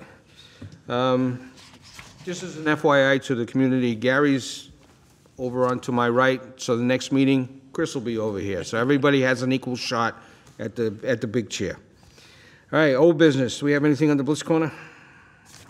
No new business. Lake Nokijoke? No new business. Municipal broadband, other than looking for people. Well, the broadband committee had met, and we're going to have a draft proposal to present to the board in September.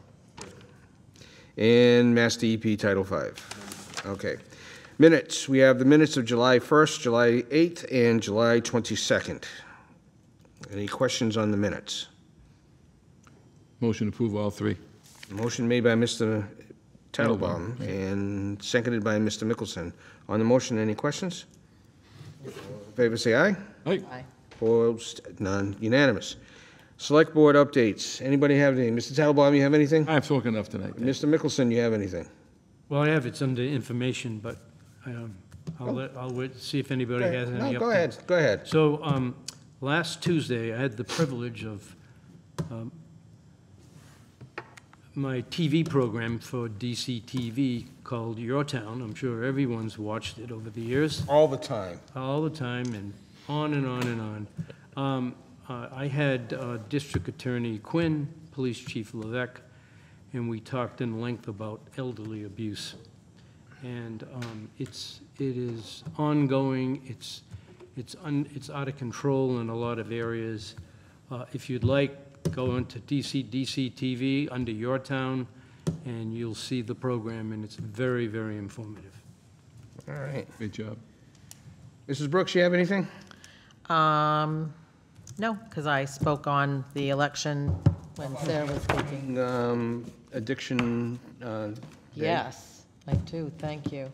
Yes, on August 20, it's Thursday, August 29th, Dartmouth will host our now annual International Overdose Awareness Night.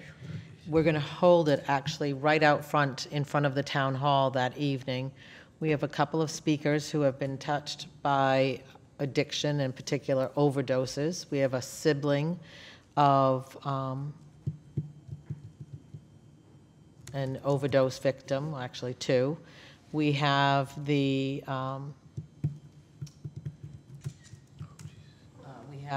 Joanne Peterson, who started 20 years ago, Learn to Cope. She will also be here. We have a vendor, we have a food vendor that's going to be on site. We have some activities for folks to share about their loved one. We'll be taking a walk through tomorrow of the program, and it'll be a nice evening of reflection and remembrance. And that will happen again Thursday, August 29th, from 5 to 7 in front of the town hall. Okay, great. Anything else? Let me quickly look. Nope. Just a reminder that the Dartmouth Community Band is still performing Tuesday nights at the gazebo at Pontigansett Beach, and on Wednesday nights it's a different band every week, and on both evenings the bucket is open with a special concert menu. Mr. O'Neill, you have anything? One quick one, Mr. Chairman. The Representative Markey and I have been back and forth on an issue that I'm sure you're aware of, the Stat Ambulance relocation due to the station renovation. They're struggling to find space. We need some overnight access and a garage if possible. We're going into the winter. Chris and I have been back and forth on a couple of options, but I didn't know if we had any updates from Russell's Mills or... Has District 2 been contacted? I believe so. I'm not sure. I can double check. We'll be interested to find out what their response is. Broken down building on Bridge Street, let them go in there. That can't fit a bus. That can't fit a bus. Mr. McDonald? Yeah, yes. One quick thing I just want to mention, and Mrs. Brooks and I had the privilege of spending 4 or 5 sessions with the school department regarding their long-range strategic planning, and it was really quite eventful, and they're going to do a great job. And the plan will be produced, and they take it very seriously, and I think you'll see a lot of continued improvement to the school. Great. All right, the only thing I have is today was the debut of, what is it called, Peter? What's Cooking in Dartmouth? It's a cooking program where a town employee is highlighted to show off their culinary skills, but also to discuss what they do. And the first item, the first person on it is Chad from our information, and he cooked some smash burgers, even though the first burger was not really in great shape, but the second one was actually better than the first one. It's all right. It's He a did a learning great curve. job. Why they call it smash burger? It's all beat up anyway, right? Where are the samples? No, because instead of having the puffy burger, you you smash it down into the grill so that I it see. develops a crust. Come on, David, get with it. All right, let's go to vegetarian. Oh, well, then that's your problem. Could be a veggie. Right, it could be a bean burger.